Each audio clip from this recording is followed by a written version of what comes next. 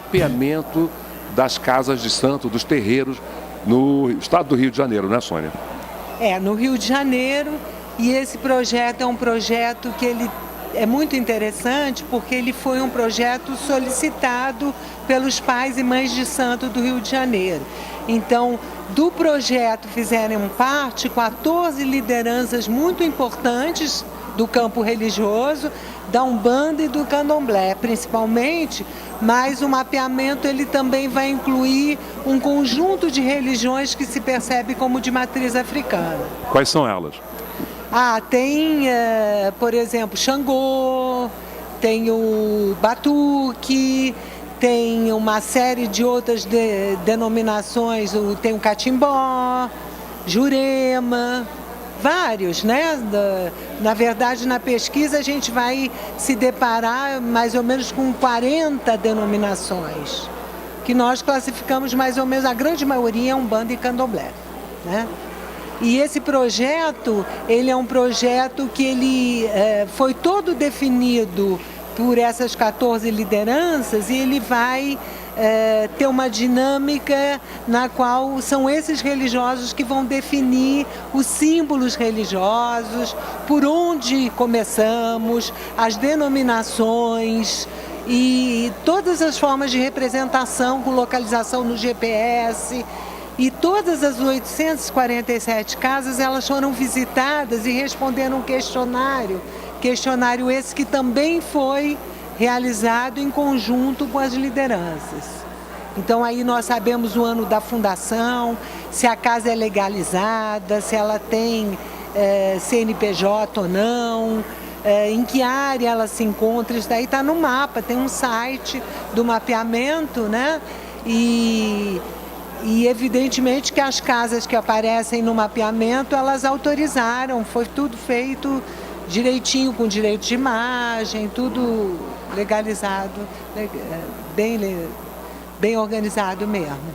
Um aspecto interessante da maneira como você relata que a pesquisa foi feita é essa dupla perspectiva que ela procura trazer. Uma perspectiva do pesquisador científico, digamos assim, e outra perspectiva, no caso das pessoas ligadas ao santo, que vão dar um outro olhar, né? Como é que foi essa junção de olhares para fazer a pesquisa? Eu acho que isso, além do resultado, o mapa que ali está, eu acho que esse é um dos principais resultados da pesquisa, porque o importante nessa pesquisa foi o processo, que é um processo de articulação entre os diferentes segmentos religiosos e tudo, como foi tudo muito discutido, foi definido em conjunto, a gente vai se deparar com um processo politicamente muito interessante de articulação, eu acho que de formulações de consenso. Evidentemente que esse projeto, a própria demanda para esse projeto já é resultado de uma articulação política muito interessante que existe hoje nesse segmento religioso. Por exemplo, numa conferência como essa, a presença desse segmento é visível, né? E inclusive visualmente a presença, a marcação, e são as músicas, são as roupas. Eu acho que Brasil é muito isso, né? Todas essas entradas e principalmente essa nossa vertente afro, que marca uma presença muito significativa e eu acho que fundamental para a nação, né? Para o Brasil como um todo.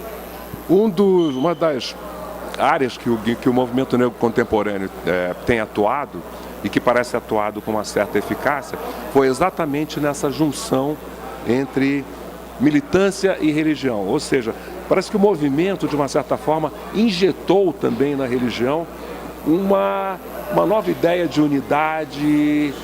Eu me lembro de que quando, muito tempo atrás, comecei a militar no movimento negro e eu procurava as casas de matriz africana, eu era desencorajado. Diziam que os santos, eles não gostam muito dessa história. E parece que agora eles passaram a gostar disso. O que aconteceu nesse meio campo?